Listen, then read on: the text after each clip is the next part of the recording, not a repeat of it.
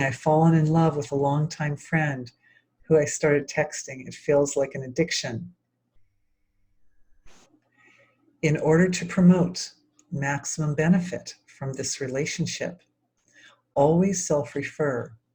Becoming lost in the relationship will lost in the outward stroke of the relationship, the person, like that, losing the self, losing yourself into the relationship, or losing yourself in the other person, deters the evolutionary process. As long as the relationship promotes the evolutionary process, as long as it enhances the evolutionary process, it will garner support from all the laws of nature, because the laws of the universe are evolutionary. So every time you feel yourself like in a slightly obsessive state with it, take a moment of silence. We can take a moment of silence. Feel what's happening in the body. Feel what's happening in the heart or the emotions. Realize that this effect of thinking about this person is promoting some value of evolution in you. And what we want to do is isolate out that value of evolution. It's like you want to define it for yourself. What is it about this other person that makes me feel so glorious? It is that they recognize you from their perspective, and their perspective shines a light which shows you your own divine nature, the divinity in you, which you had been blocked off from, probably from early age. Definitely refer to the healing in yesterday's session about being able to accept yourself and to love yourself and to revel in the glory of who you are. I went back and we did a lot of healing for early childhood experiences, because that's about where people first learn that they are in trouble if they like themselves too much.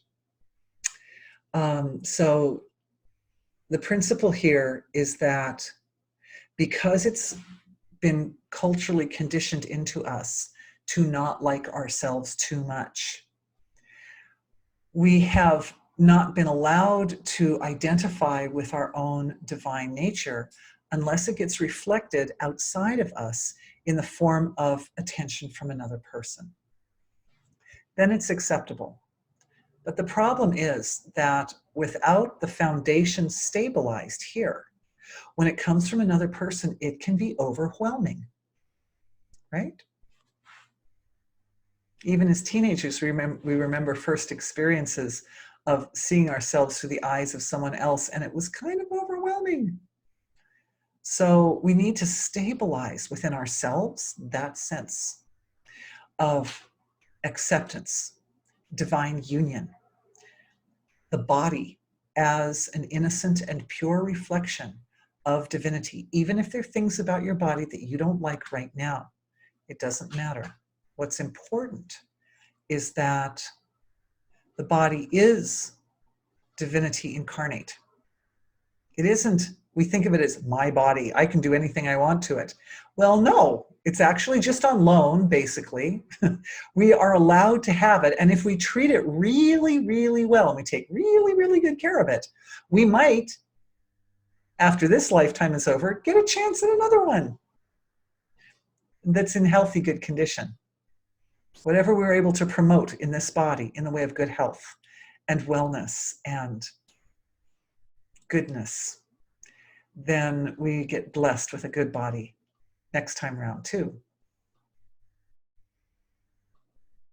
Holding space for this transformation and using the other person's perspective as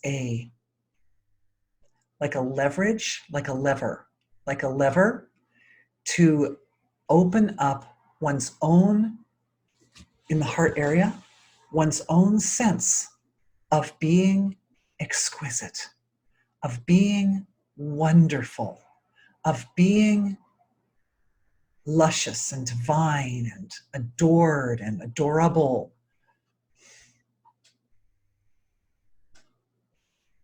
This is also, thank you to the person who asked this question. This is just such a beautiful addition to our sacred healing space, which, as I encouraged everyone yesterday, as we continue working and refining and promoting the strength of our sacred healing space, it becomes a 24/7 reality.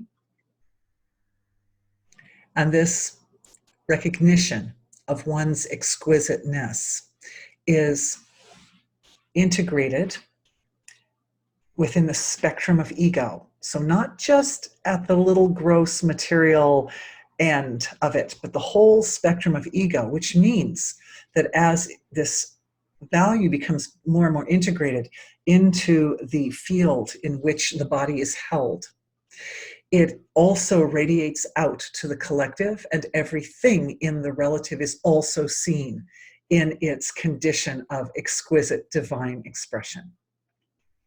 It's not a monopoly. It's something which is actually all around us, everywhere, in every breath.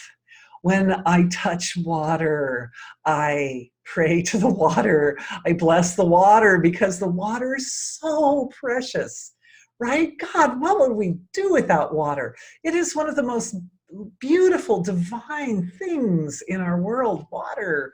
Ooh, I love water. You know, everything is that. Everything is that beautiful. Water, air, all the elements. All the elements. We're cultivating, we're integrating our relationship with the elements to be a very supportive relationship, to be a very life-enhancing relationship. And when we adore the elements, they respond to our intention, they respond to our thoughts. Sometimes it feels like we're fighting the elements, right? But it doesn't have to be like that. And one of the aspects of healing our relationship with the elements is recognizing the divine expression in them and honoring them as such. So yes, when you feel like addicted to a relationship, the principle is to break the addiction but heal the relationship. In other words, the relationship is enhanced by not having that kind of clinging sort of connection to it, but to simply use it as a tool to uncover your own relationship with yourself. Whatever that person's perspective is that makes you look so good that you like yourself when you're around them, you want that as part of your 24/7 all-time reality always, whether that person is around in your world henceforth or not. So find what it feels like in yourself and cultivate that. Hold space for it. Learn about it. Look at its details.